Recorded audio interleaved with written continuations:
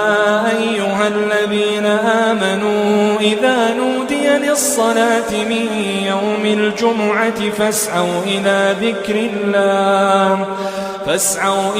ذكر الله وذروا البيع ذلكم خير لكم إن كنتم تعلمون.